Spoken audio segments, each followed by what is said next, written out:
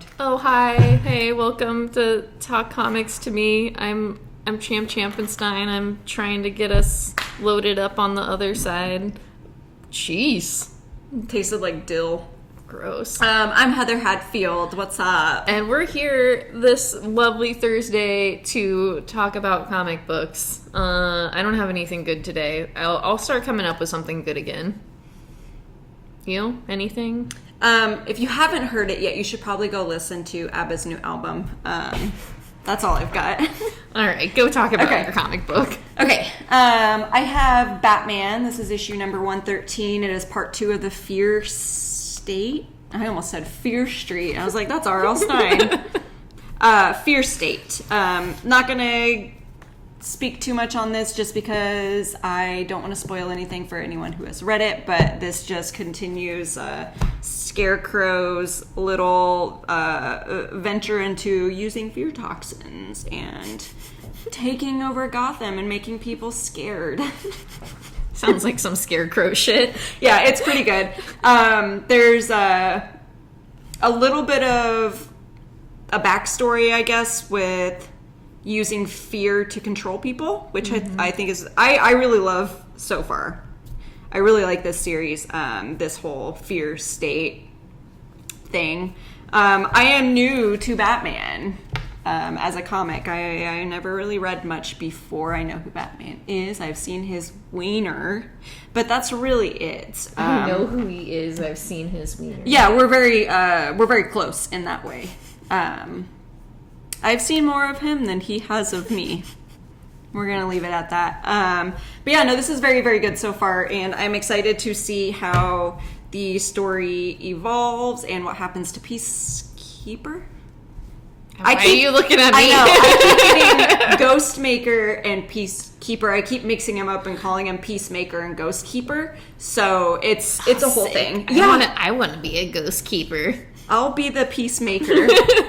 Clearly, that's what it's supposed to be. But yes, very, very good. Art, beautiful. Story, fantastic. You know, just a classic story that I like.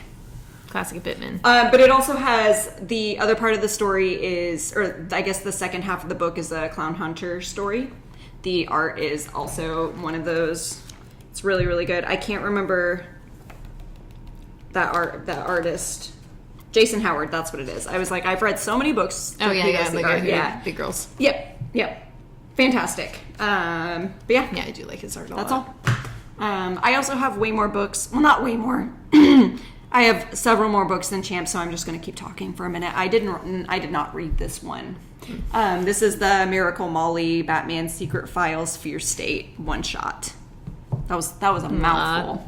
I have not read this one yet because this was kind of just included with everyone who is getting Batman because it's like a little story to tide you over, I guess. I can say upon looking at this issue, though, I really do like the art and the colors. So I will report back, let you know what I think about the story. That's all. All right, I got... I almost said Eat the Rich because that's the next book. Eat the Queens. I got Killer Queens. This is issue number 2. This is putting the sass in assassins, some gay shit, funny shit, and I really enjoy it. Really good art, really good colors. Is it like Charlie's Angels at all? I don't think I've ever watched Charlie's Angels. Okay. I think I watched it once when that movie came out, like when we were 14, 15. I don't actually know. I'm just going to say it came out in like 2002, and we'll look that up later. Yeah, we'll look that up. We will confirm. We'll make a post about it. But I just really like the characters a lot. They're really silly. Like Max is one of the main characters, and he's really funny, and I wish I remembered her name because, you know, it's life. But they're in jail, and they're trying to escape, and they come up with a plan, and things don't necessarily quite go as they expect. I did laugh several times in this book, though, so I'm really glad I decided to add it to my poll, because it was just one of those things where when I read that first issue, I was just like, huh. Is it more of like a lighthearted kind of story, or is it just like... Yeah, it's like, I wouldn't say, I don't think lighthearted is the right word. I think it's just like funny. Like it's like a very much like a comedy thing, but there's also like, you know, I love action shit. So it's also like that like aspect of it. And like I said, it's very gay. So it has like a very fun, like queer vibe to it as well. Okay. So, I don't know. Interesting. I remember you saying you really enjoyed the first one. Yeah. So that's cool. Yeah, and it was when I was reading this one, it was on Tuesday night, I believe, and I was having like a really shitty night anyway. So it was nice to read something that like made me like laugh and just like kind of took my mind off of other things. Right. So. All right, cool. Nothing bad, nothing bad about it at all so far that I have found. You ready? Yeah. Okay, we've got Eat the Rich.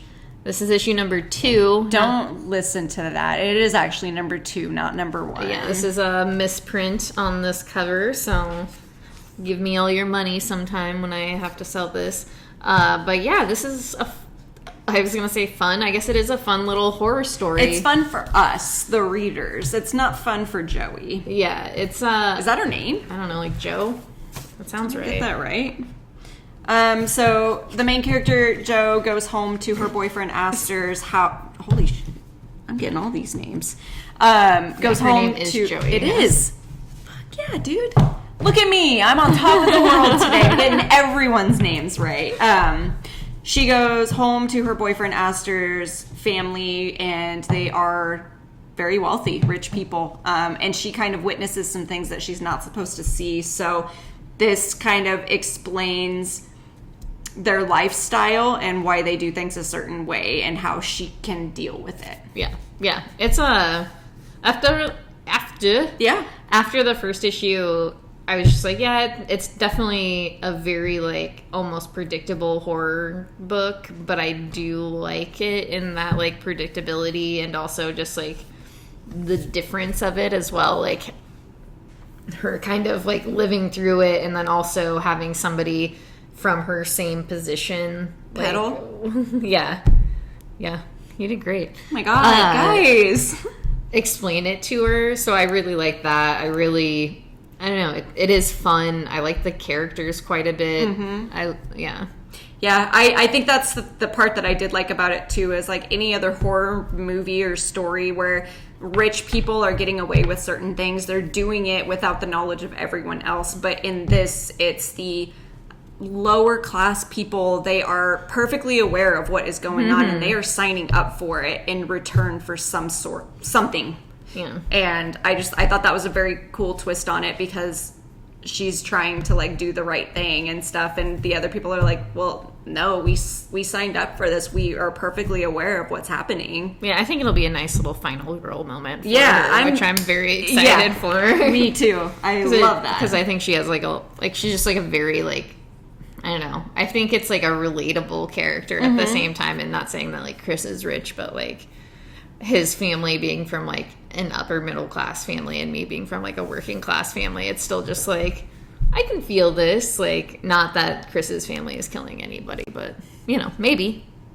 I don't know what they do in their spare time. Good. This is fantastic. I like that I'm in the same situation. I mean, you like, once again, you are new rich though. I am. I'm new now. My husband is new rich. I'm just married to him. That still counts. Yeah, I guess. I know you don't think it does, but it does. I got money, baby.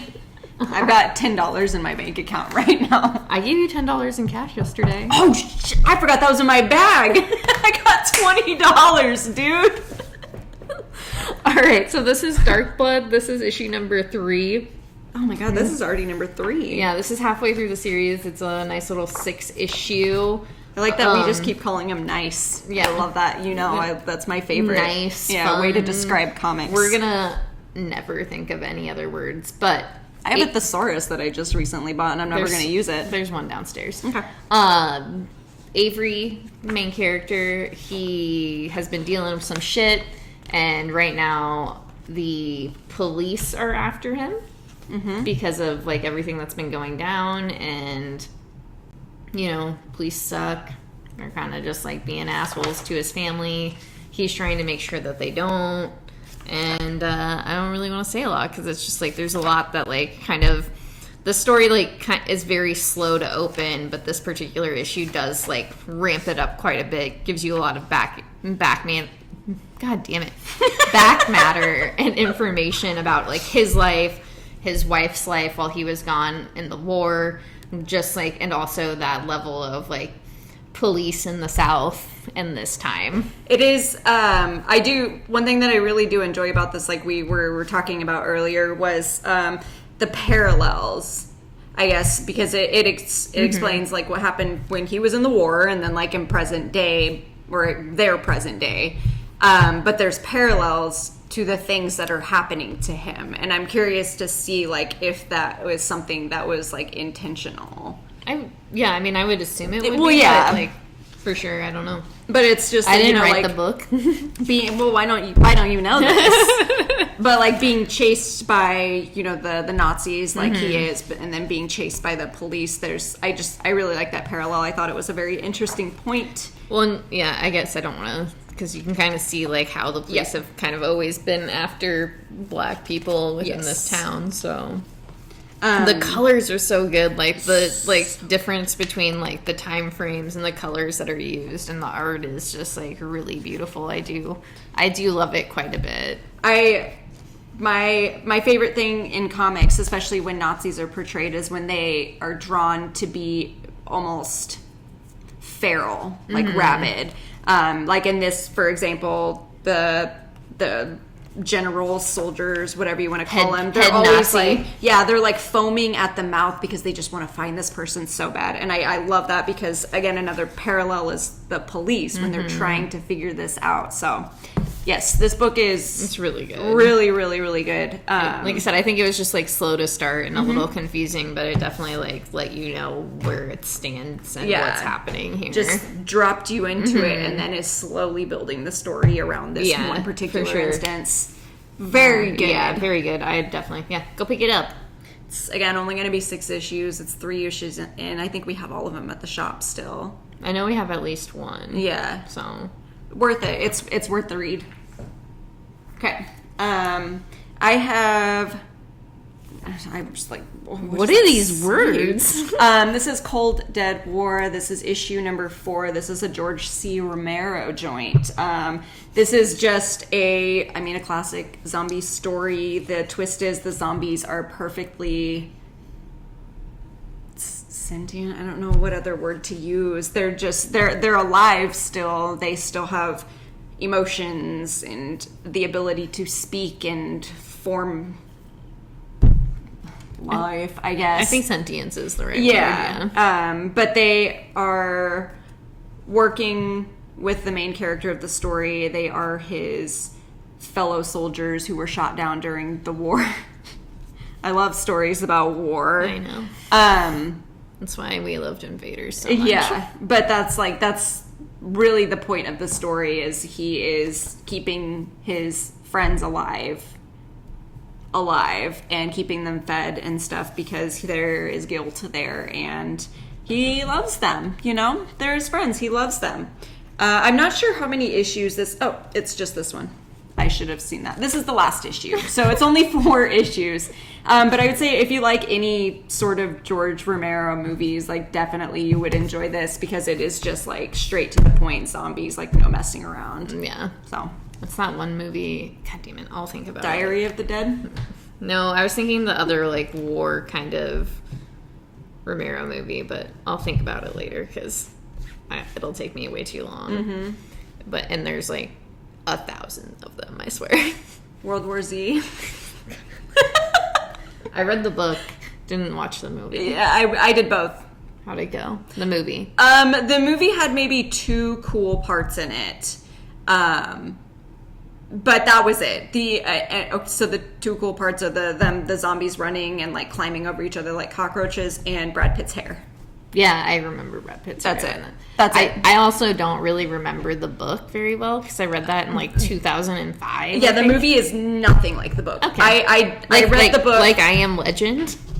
Quite like that. Okay. They're very different because I loved the book when it first came out. I thought it was a really cool like fake history of Yeah, that sort yeah, of for situation. sure. So when the movie came out, I was like, fuck yeah, I'll watch that. And I was like, there was a whole scene in Yonkers, and this isn't even in here. So it's very different. I like how we're obviously on some sort of horror movie business right now. Yeah, that's all we've been doing. It is. Okay, this is Frontiersman. This is issue number 1. I don't know if I'll get the second issue. I did like it. I just have a lot of stuff I'm reading right now. I like the art a lot.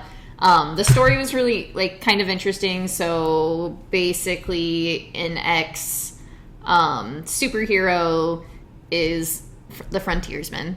He's decided to live off, like, the grid. He thinks, like, things are after him. Classic. A young man comes and tries to recruit him for, you know, to help save the planet, basically. It's just, like, we need somebody who has, like, a name, who's willing to help us and, like, sit in this tree 180 feet up in the air. Like, please come help us. And the Frontiersman's like, no, I'm not going to do that. And so the young man kind of does a name drop, and Frontiersman decides that, like, okay, maybe I'll see what this is all about. And that's kind of where the story goes. Like I said, it was enjoyable. I did like it. I just, like, I think I have too much right now that I'm reading, and I don't know if it's, like, worth it for me to, like, add it to my pull file, because like I said, it's good. The art's really good. I really do like the colors because they're kind of, like, subdued a little bit. Yeah, I was gonna comment on that. Who does the art in it? Marco Ferrari. Right. He also does the colors. Mm-hmm. But I think just got this because Matteo Scalera did the cover, the B cover. It's fantastic, which I really liked. So yeah, it's a good book. It is really fun. Really, it's fine. It's enjoyable.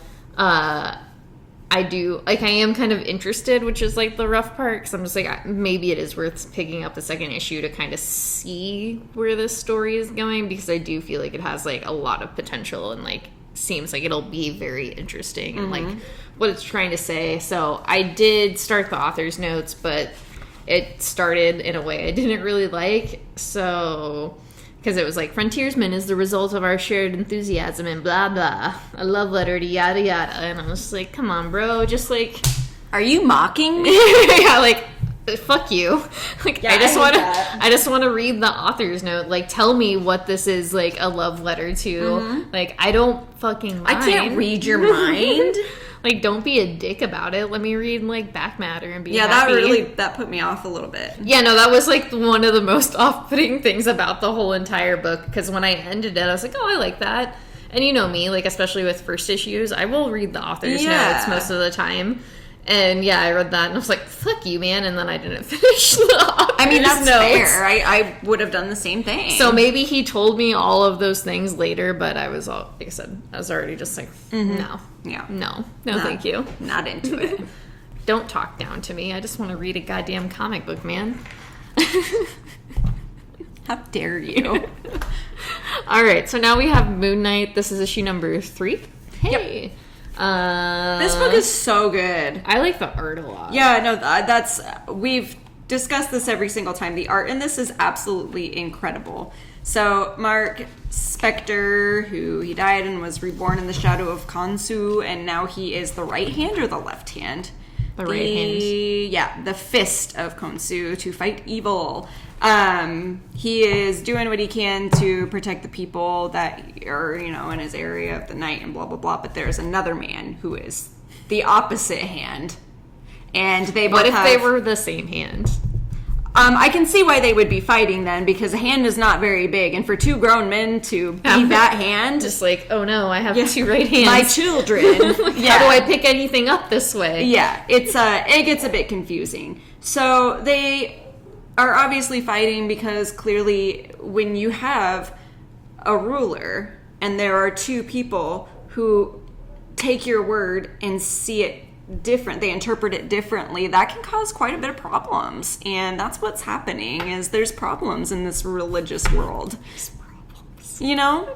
Yeah, I do know. I get it. Yeah, but basically no one is right and no one is wrong because they're both doing it for the reasons that they think are right. I don't know. It's just a very interesting story. Yeah, I do like the dynamic of them both just being like, well, I'm right. No, I'm right. Right. And I'm gonna kill you if you don't think I'm right. Yeah, and it's like when you're doing things for someone else without actually knowing what they want you to do, you're not right. Yeah. You're not wrong necessarily, but you're not right. I mean, if you're following a god in general, you're pretty probably wrong. not right. Yeah. But sorry, anyone who is religious. I did not mean to be a dick just there. It's fine. I don't care. But yeah, no, the art is very, very, very good in this. And I really love this story. I just think it's really fantastic. Yeah. I'm really excited to see where it goes. Mm-hmm. If you haven't picked it up, I would say maybe you should, if you like Moon Knight. If you like... Gotta see what PJ thinks. Yeah, actually. Can you call him? We'll see. Get him on the line. Yeah, like, get him on hey, the line. PJ, we're recording live right now. Tell me what you think of Moon Knight. Put him on speakerphone. It's very interesting. I enjoy it quite a bit. I think if I called him, he'd be like, what's the emergency? What's going on? Is everything okay? That would be funny. All right, so X-Men number 3. I did not read this. 4, sorry. 3. Oh, yeah, it is 3. It is 3. I didn't read this, so... Yeah, we won't get too into it, but basically the X-Men love elephants. Okay. That's all you need to know. I just don't want to spoil anything. That's like... I do appreciate that. Yeah. It's, there's some... I don't know the proper word. I guess a reveal that kind of happens. We've been aware of it the whole time, but it's something that the mutants have been trying to keep from normal people. So that is kind of tied into this part of the story. So I guess since you've read this, and I was talking about dropping this book in the car, is this a book you think you're going to stay on, or do you think it's something you're just going to hop off of? I'm going to finish the story arc and then most likely going to take it off. Okay. Just because it's like I said, I'm going to take off a majority of X books right now because I don't care for too many of them anymore. Like, I think I'm going to keep Wolverine. I can't even explain that right now. Wolverine. Okay. And then maybe one other one, just depending. And it's not that I don't want to read the X-Men stories. I just feel like I just don't have really any interest in the direction they are going at this point. So if I want to read them, I'll pick up the trades. Yeah, but I don't feel it's necessary to get the individual issues anymore, especially considering the last event that I truly enjoyed was X of Swords. Yeah, which was a year ago. Yeah. So I just feel like I've been hanging on because it's just I don't want to let go. But when something is dead, you just gotta let it go, dude. Otherwise, you're gonna be dying with it. So there's it's toxic. It's I'm better than that. I'm going to therapy. So this is something that I need to learn to let go of. And I think that's completely fair. Yeah, and also I have 4 boxes of X-Men books at my house that just happened within the last few years, and I never wanted that to happen. So there's absolutely no reason I need to have that many X-Men books. Yeah, no, I get it. I have a full short box of X-Men comics after just starting with the Hickman run. Yeah. And it's just and when I was going through for the flea market, decide maybe I'll sell some of these things. And then I was wait, I don't know what I can sell, what I can't sell. Gotta actually sit down and pay attention.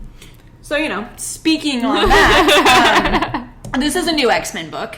This is just a one-shot. This is Xmen the Onslaught Revelation. For those of you old school X-Men readers, if you remember, Onslaught was a character that was introduced in 96, maybe 97, and it was the product of merging Magneto and Professor X's minds. This is what happened. So this issue, again, I don't want to spoil too much because 95. 95, okay. I was close. Yeah, no, I was very close. I just wanted to look it up for you real fast. This kind of is kickstarting a whole new, I don't want to say chapter because I don't know how important it's going to be to the X-Men stories. But if you read Way of X, you know that Kurt is trying to find some sort of meaning in this new life that the mutants are living now, because they are able to be reborn, and he thinks that life is not appreciated in the way that it was because they have this ability now. So this kind of goes into that, introduces Onslaught as a character and how he comes into play with the events of all of this, and kind of allows Kurt to find meaning in what he believes in, while also I'm sorry, I got really excited. It also confirms suspicions that I had about a certain character being a bad guy the entire time. So that's it. All right. It's very good. I really, really enjoyed this. And for being a one-shot, I was like, all right, I kind of want more. The art is incredible, because my favorite thing about certain X-Men art is when you are able to make Kurt look like a sweet little baby boy, and then in the next panel make him look like a dirty, mean man. And I think that the artist does a really good job with that, because there are some when I'm just like, oh god, sweet boy, sweet man, and then some where I just am kind of scared of him because he just looks terrifying. So overall, I think that this was very good. If you read Way of X, I would say probably read this, because Way of X kind of ended open-ended, so, and this kind of like ties everything up that happened in there. Right. So very good. I learned a lot about myself reading that book. I actually like to hear that quite a bit. Yeah, it's I get, like I said, I was like surprised at how much I enjoyed it.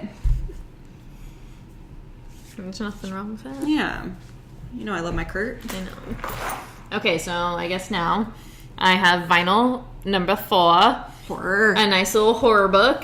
We have a shit ton of horror that, like, not mad about it. I'm glad that, like, that is something that's available. It's a spooky time of year. It's happening. But this is just a FBI agent who's been investigating the serial killer. His name is Walter. He gets kidnapped, and Walter thinks they're friends. So Walter gets a serial killer group together. Oops, excuse me. Classic. And is out to save him. And in this, like, the last few issues have just kind of, like, built on who Walter is. There's a little bit of a twist that I think, like, you've known throughout since the beginning. I really like this book a lot. Like, I think I like the art a ton. I really enjoy the story. And I really like I really enjoy the serial killers and how much they're, like, interconnected and how much they all support each other in a weird way. Support group. I love that. It's just, like, one of those things that's really interesting, and especially within this issue, because a lot of stuff happens to each of the serial killers that Walter has brought together. So it is one of those things where you're just like, huh, okay, that's a really interesting, like, weird idea that, like, I think you could pull off in a movie, but it would seem way too cheesy. So, like, putting it into a comic book form works really well. I think it would work as a movie if it wasn't a horror movie. It was like a drama. I don't know, but yes, I guess. I think that would be incredible. But basically, the FBI agent is still an asshole, even though Walter is also trying to save him. And I think that was also another aspect of this issue that I really liked, because they finally got to him at this issue. And he was just like, well, I'm gonna be a fucking asshole all the same, because you're still a serial killer. I've become obsessed with your case. Fuck you. Yeah. Like, and it's just like, but bro, please. Bro, dude. He's the sweet, sweet, sweet serial killer. I love him so much. He's so sweet. Not my sweet baby Walter. Oh my god. I love that. It does bring a weird aspect of, like, I don't think anyone should like serial killers or murderers on any level necessarily. But there's some that you just feel sorry for and just have, like, a weird, sensitive connection Yeah, to. and, you know, I'm broken anyway, and I'm also doing, like, a whole bunch of stuff to, like, deal with what I think abolition means to me and what, like, that sort of thing means here. So this is different by all stretches of the imagination, but I think it is, like, a lot of fun. I really like the story. I really like what they're doing with it, and I think it's really interesting. Okay. That's all I gotta say. I'm gonna have to get the trade, because I I think I have your first issue of that. Yeah, I think you do. Yeah, and I like flipped through it because I just found it while I was like reorganizing all my stuff, and I have it set out because I was like, that's what happened to it. It was in a box with all of my comics. I mean, obviously. it's like I said, it's really good. I think you would like it too quite a bit. But yeah, a lot of fun. And the next issue is the last issue, so I'm very excited to really excited to get into it and see how it ends. Who writes that? I forgot. I think his name is Daniel Wagner? Doug Wagner. No, okay. And then Daniel Hilliard does the Okay. art. And then Dave Stewart does the colors. All right. Okay. So Cool. Solid team. solid team. And they've done a bunch of books before. I don't know if Dave Stewart does all the colors on their books, but like they did, I can't even remember. God, they've done like several other series together, and I don't want to like say a name that's not right. So Okay. I'm done. All right. Next. All right, we got Norse Mythology. This is issue number 4. This is of the second series, the second Yes. chapter, I guess. So Loki, Thor, and their little buddy Thjalfi, they end up in Utgard, which is it's another world that they go to, and they are greeted by the giant Utgarda Loki. If you don't know this story, don't worry, we'll tell you about it.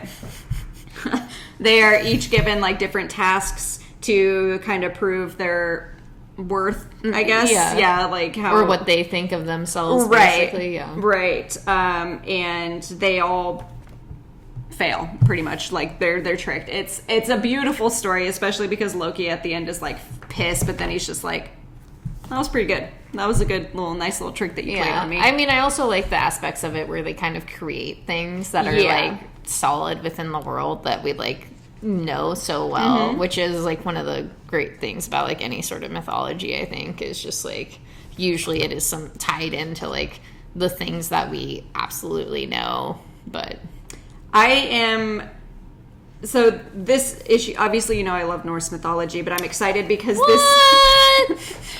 this is leading more into the Midgard Serpent and the importance of that. And I hope that with that story, we get the story of like Angrboda and that, because that's one of my favorite stories. But yeah, this is it's Neil Gaiman's interpretation of Norse mythology.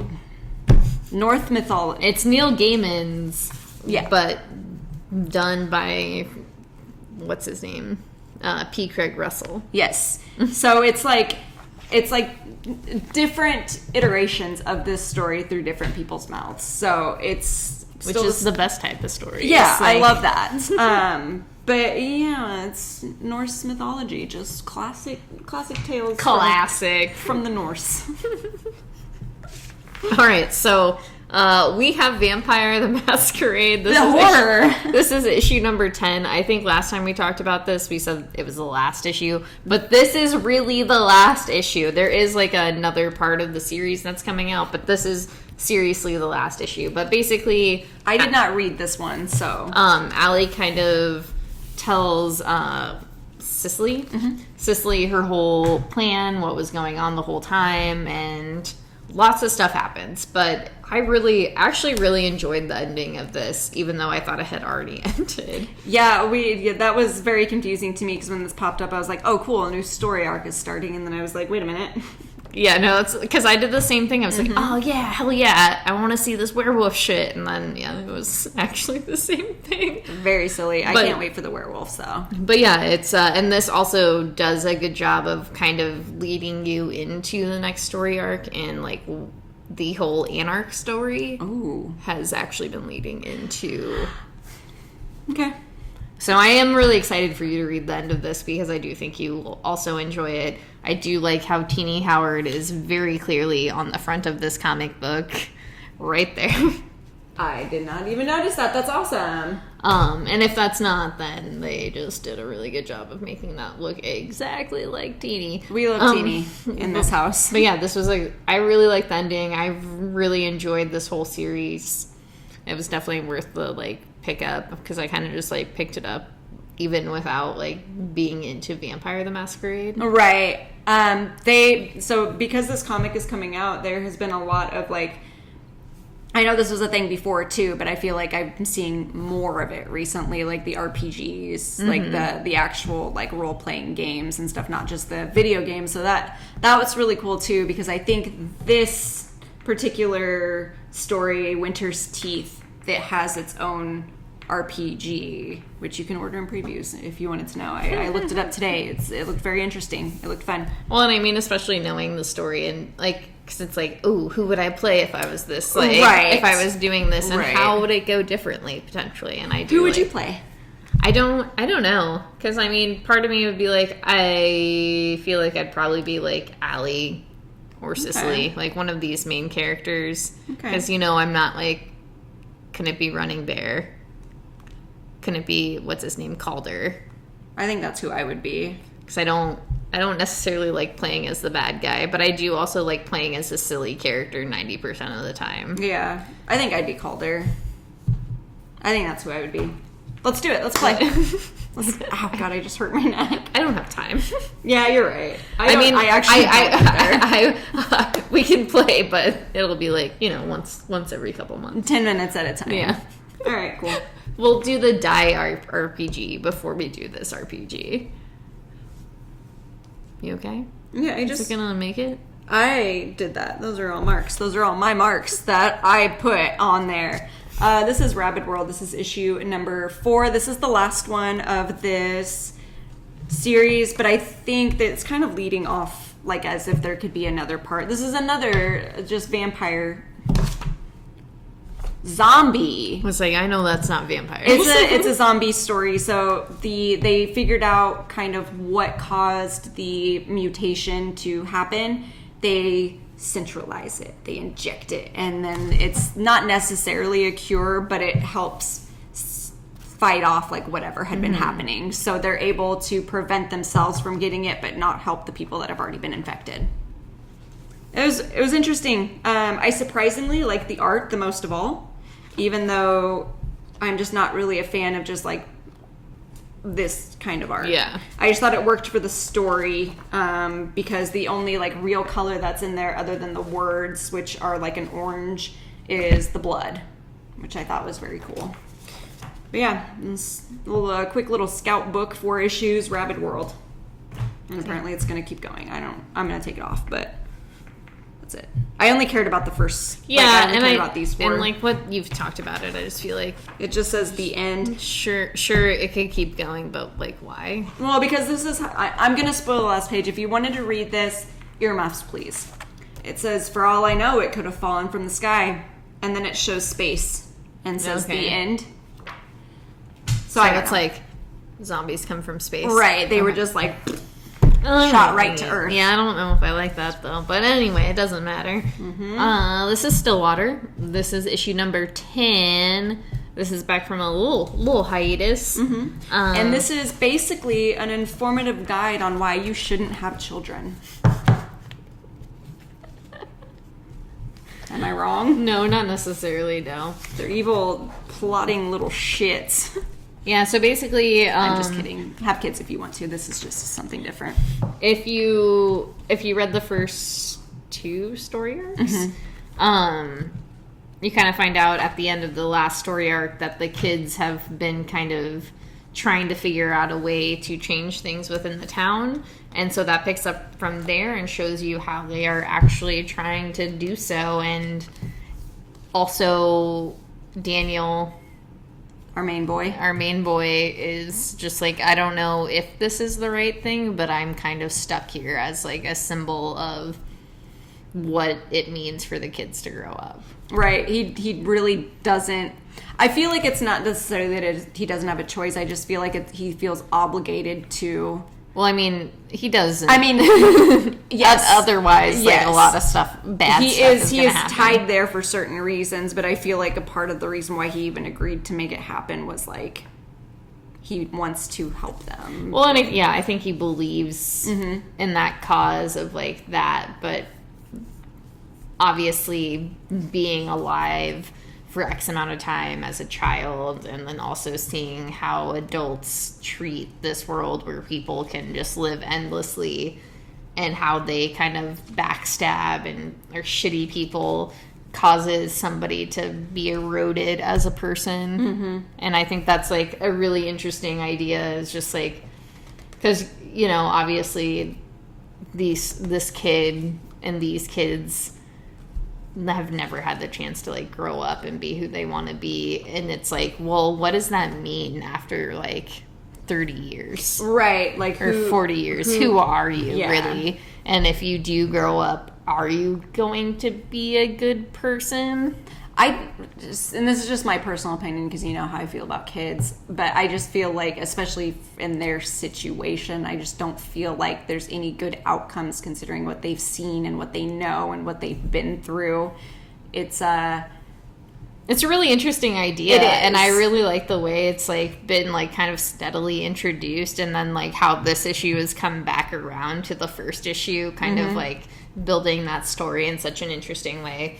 I do think Chip is a very like talented writer in like that aspect. I mean, he's like, our best friend. He is our best friend. But like this story too is just like a very, you know, like if you read any Chip books, it's like so varyingly different than like a lot of stuff that he does. And I do really enjoy it. I do think it's like very interesting, because it is like creepy. And yeah, I was going to say that it's like technically a horror book, but it's more like a subtle horror that just is very...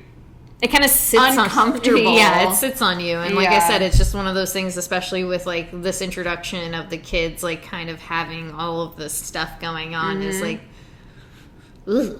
And how does that affect you and warp your mind and just fuck you straight up? And I'm like pretty scared of kids to begin with. So this story, the way that it's evolved to this point, has like, I'm probably going to have nightmares about this. I mean, yeah, it makes sense. Like the baby, remember the baby walking down the stairs? I can't. Like in the second issue or whatever. Yeah, that shit was fucked. Oh God, I can't. All right, last book of the night. We got Once and Future. Yes. This is issue number 20. Yeah, we are getting there. This is my favorite book of all time. This introduces one of my favorite things within mythology. I'm not going to say it because I want you all to read it. And then next time we talk about this book, I'll tell you a really funny story. It's fantastic. This book, Bridget, Rose, and my boy Duncan, they are traveling to... You really are doing great with names. Today, I'm telling you, I'm on it. I just need to have a coffee every day before I get off of work. And I'm like... Jazzed. Settled, yes. But they are traveling to... Oh, thank God. I thought I dripped water on it, but that's just probably my greasy finger stains. They are traveling to the family castle, the Grail Castle in the other world, while also trying to decide what their next move is. And there's a lot of feelings in this one, which I thought is really good. And then on the flip side, Lancelot, Merlin, and... I got it, and I don't have it. What's the other guy's name? Arthur? No. I don't... Pew, pew. That boy. Oh, yeah. Her son. It was right there. Yeah, no, you've sucked it out of my brain. Because I was like, what? You can't think of King Arthur's name? I have been...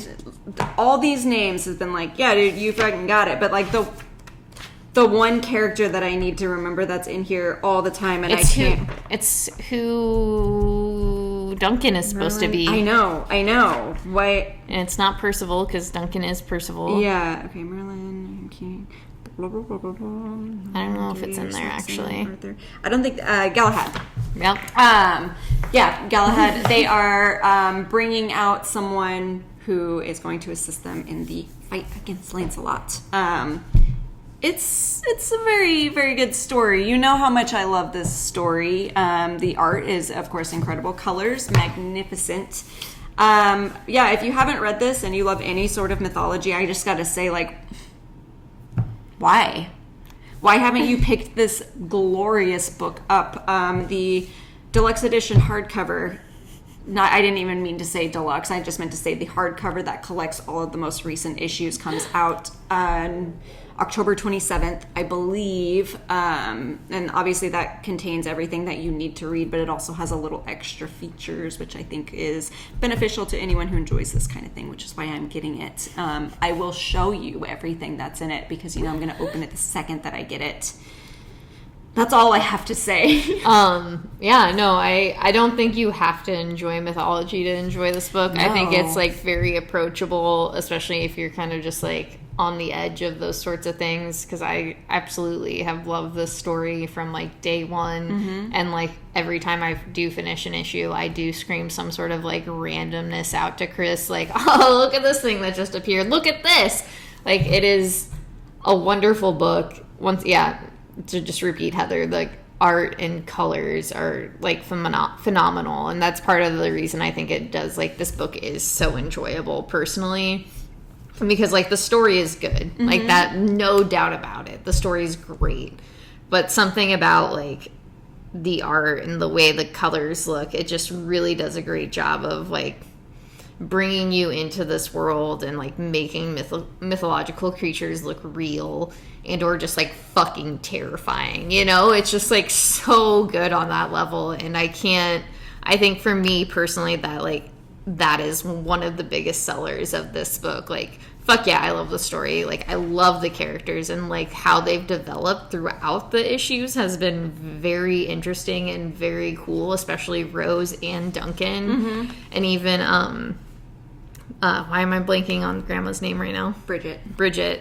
Like, even her character has, like, evolved in a different way where you're just learning more about who she is and how she cares for her family, especially Duncan. Like, oh, yeah, she loves her baby boy. Yeah, because of all of the things that have happened in her past. And, yeah, I do love this book. It is a book that, like, on Tuesday nights when I am reading my stuff for Wednesday to try to get ready to sell for Tuesday nights to ready to sell for Wednesday, like, I'll read my number ones, but like this is always something that's in the pile to read on Tuesday night for me, so I can like get it in my system and just like, yeah, because I don't, if I wasn't working at a comic shop, this would be on the top of my pile every single time.